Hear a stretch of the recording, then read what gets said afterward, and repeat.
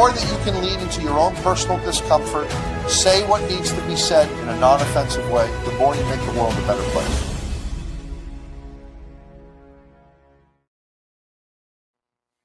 Well, welcome everyone. Thanks for stopping in on this impromptu live on Sunday evening, just about 7:05 Pacific Standard Time, coming to you on Facebook, LinkedIn, YouTube, and Instagram. Welcome.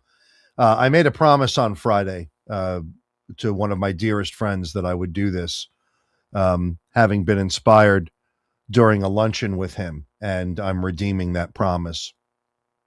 I've talked somewhat over the years about Andreas Bonaparte, who was one of the formative members of the psychiatric emergency response team in 2013. And since that time, Andreas's career, which he retired from state service, but had to continue, like so many people, working to maintain health insurance and the ability to live well. Andreas's incredible talent and experiences led him to a number of different jobs where he was able to bring his considerable de-escalation skill to bear. He worked in comedy club security, believe it or not, hospital security, community hospital security, children's hospital security, a number of fronts where de-escalation skills, like we would use in a psychiatric setting, proved incredibly valuable. That's something that we talk about all the time at Jumpstart as well. But I'd like to talk a little bit about what he was talking about with me on Friday. It was an observation he made, and I told him I would do my very best to raise awareness about it. The observation for me wasn't new, but his plea about it was profound. And when I compared his remarks to my experience, I agreed that there's a need to talk about this. And it has to do particularly with security, uniformed security in healthcare settings, particularly hospitals. I don't know how often I've been to a hospital as a consumer and made physical observation of uniform security being present. In fact, when my granddaughter was born here in Pierce County, Washington, it was very, very early in the morning. I was among the family members waiting to hear word.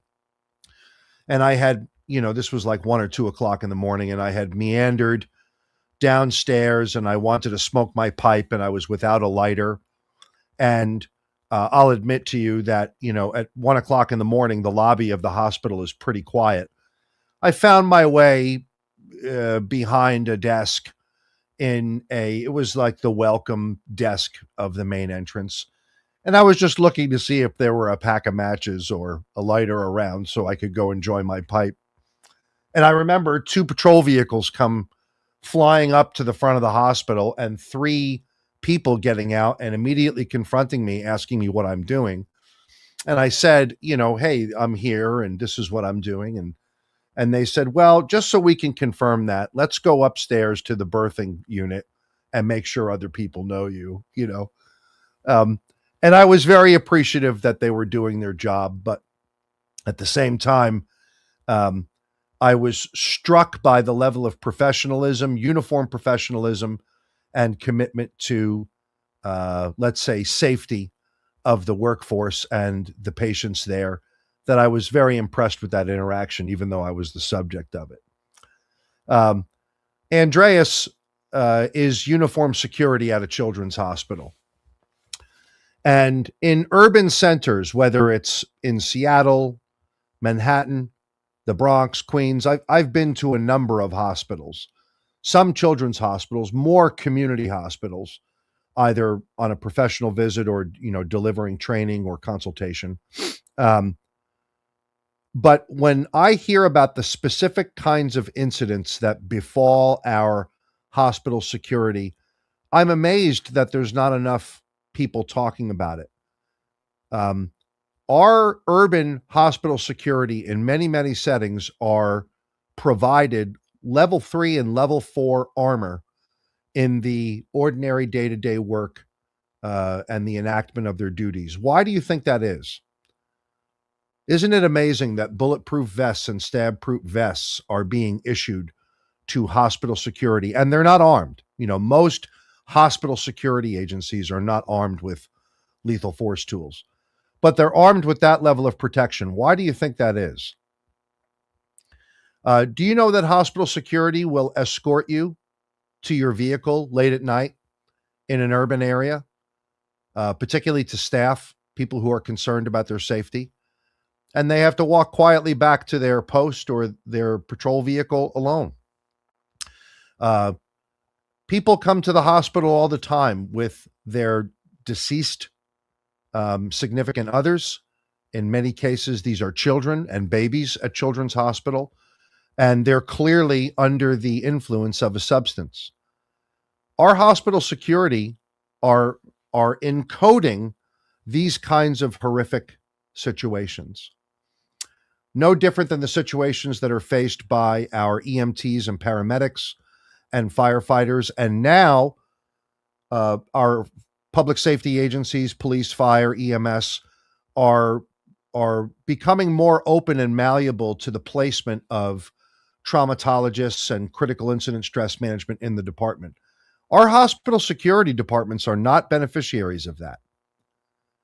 Can you imagine going to work to earn your hourly wage, being issued armor, not having any lethal force tools, limited training, and routinely exposed to people, and I won't name the particular groups, but here in Pierce County, in Tacoma, and in Seattle, there are organized groups by name that go around terrorizing people at gunpoint. And they don't shoot people, but they terrorize people at gunpoint and then take off. Our workforce members in healthcare security are facing this. Death, horrible death that they're exposed to on a routine basis. I remember being exposed to that as an EMT and always wondering why we weren't having more critical incident stress oriented debriefings over suicide or unintentional injury that resulted in death. Very often we'd have to stay with the deceased until the medical examiner arrived. We'd have to place the deceased into the body bag. These are things that are not commonly talked about and are just part of day-to-day life. Now, in the security setting, I will say, this is not the workforce where you go to earn and make your millions as a free American or an entrepreneur. This is not a job where you go put away $150,000 a year. That's not this job. Think about that for a moment. Most of these guys, if they're lucky, are earning $65,000, $70,000 a year, maybe with overtime. And this is what they got to deal with. Level 3 or level 4 armor, having firearms pointed at them, having to deal with absolutely horrible things to witness as a human being. Dead children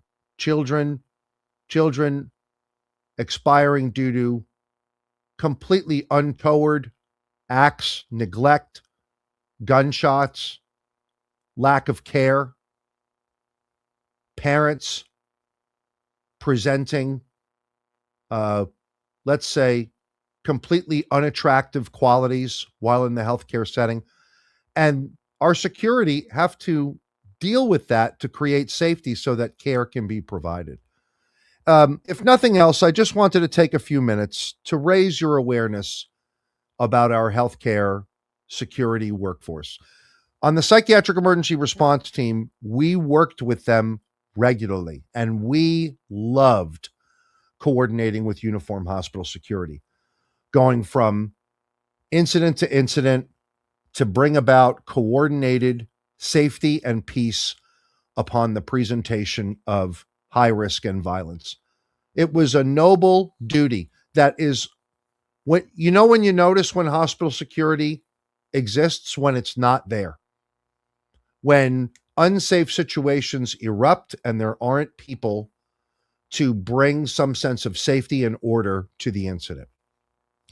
So I want to thank my brother for raising awareness about this. And here's what he actually said. He said, I can't go home and talk about these things. Like think about that for a minute, especially if you've been a first responder. I know what this is like. I can't come home and talk about how the person I just had to care for had half their head blown all over the wall. Like I'm going to talk about that at dinner with my 7-year-old there? No way. So if there isn't a place to talk about that, process it, sort it, what are you supposed to do with that? Well, fortunately, we know a lot of things that you can do about that now, things that you can do to attend to your own health care. But let me tell the employers something here. EAP isn't enough. And HR, shame on you for not doing more. Shame on you for not doing more.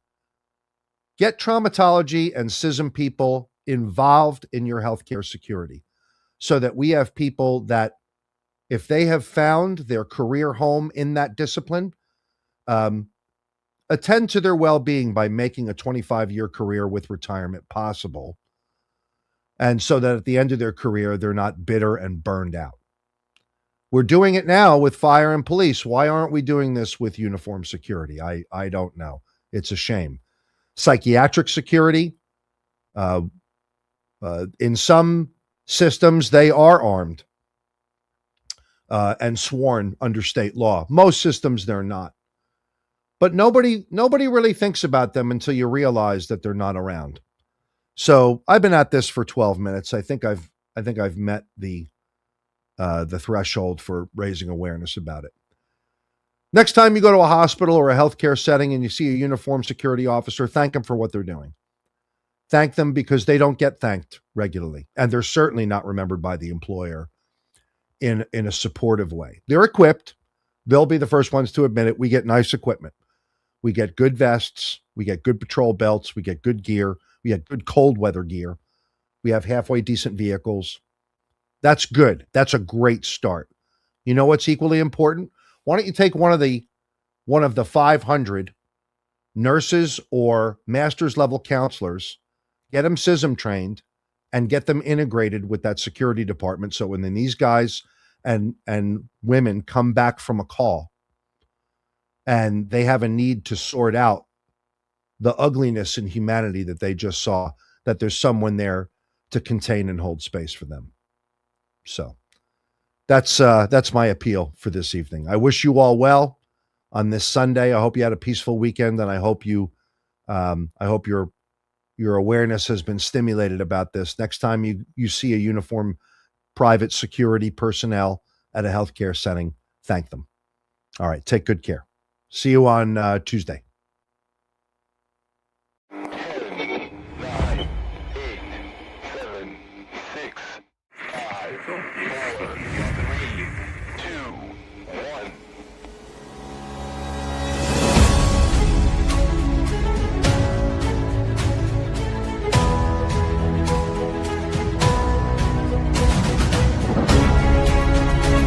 More that you can lean into your own personal discomfort, say what needs to be said in a non-offensive way, the more you make the world a better place.